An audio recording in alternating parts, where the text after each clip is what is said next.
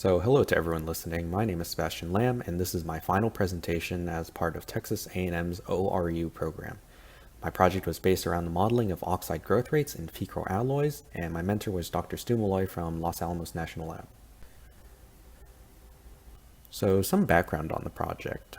Heavy liquid metal coolants are being widely considered in the next generation of nuclear reactors. This includes metals such as liquid lead and lead bismuth eutectic. And these metals within nuclear systems have very good neutronics properties in a fast reactor. They can make the reactor operate at much higher temperatures, boosting efficiency.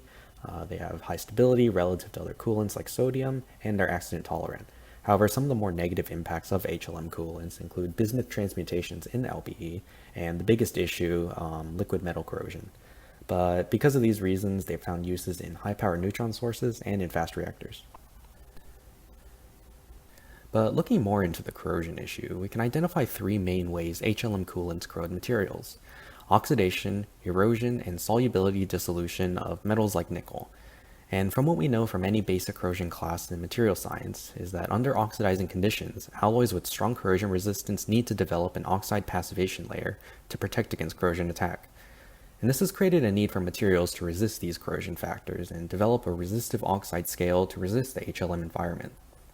Potential candidates have been proposed like silicon carbide and iron chrome aluminum alloys, also called fecal alloys, and this is what I decided to focus my project on: modeling of the oxide growth rates within fecal alloys.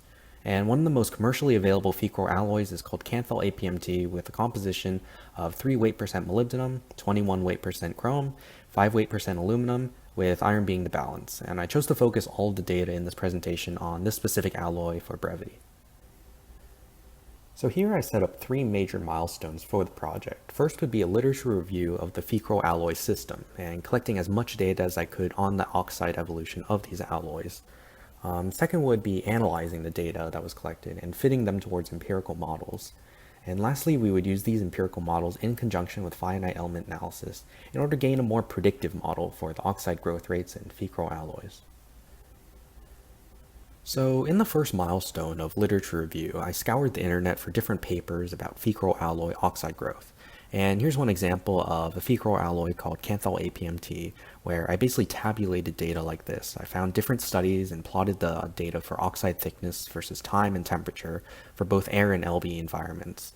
And this process was repeated for many different alloy compositions and types to gain a full spectrum of oxide thickness values as a function of composition, temperature, time, and environment.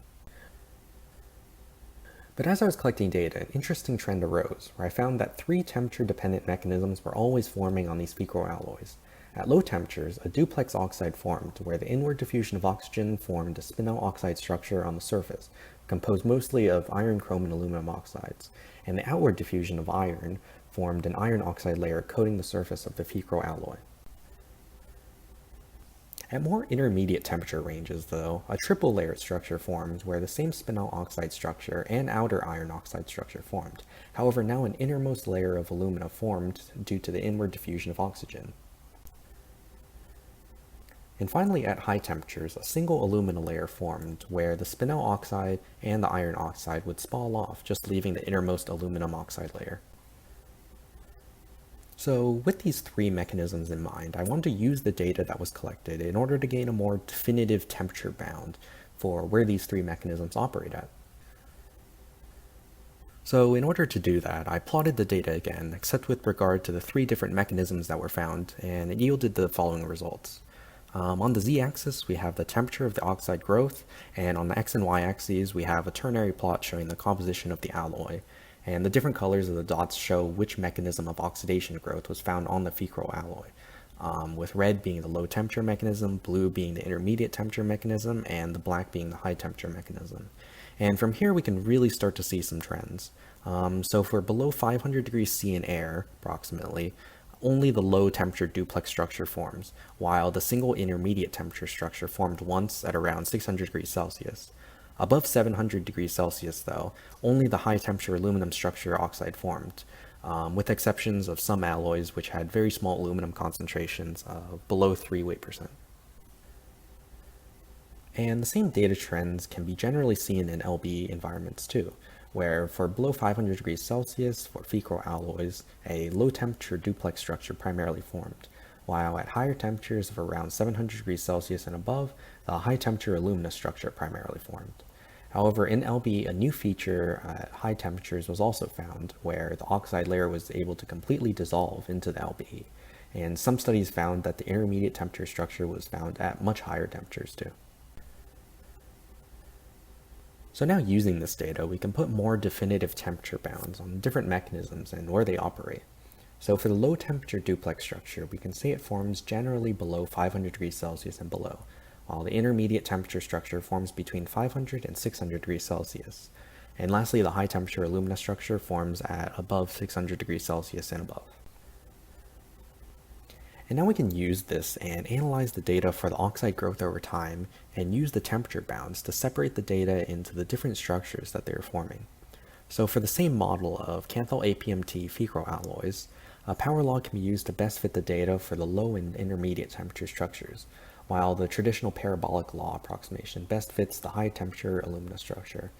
And with this, we have a predictive model based on past experimentation for the growth of an oxide layer for many different ferroalloys. So the last step in the process was to use these empirical models and correlate that to diffusion predictions within a finite element analysis software. In order to do that, we set up the following problem in Abacus for a growing aluminum oxide layer. The problem setup has an air surface concentration of 20 volume% oxygen with 2 insulation boundaries on the sides and an infinitely long 2D slab. However, the diffusion coefficient that was used was that of an aluminum oxide scale. This is because the aluminum oxide has an oxygen diffusion coefficient 2 orders of magnitude lower than that of the base alloy. This means that the oxide growth rate within a ferroalloy is severely limited by the alumina layer, meaning that we can use this rate-limiting aluminum oxide as the slab for the oxygen mass diffusion analysis. Submitting this job into Abacus gives the following results. So on the left, we have what the empirical model estimates as the oxide growth rate over time for the Canthal APMT ferroalloy, where over the course of 600 hours, the oxide grows to approximately 3 microns in thickness at 900 degrees Celsius as shown in the animation. On the right, we have an Abacus FEA approximation of what the diffusion of oxygen is like through the alumina layer over the same period of time and temperature.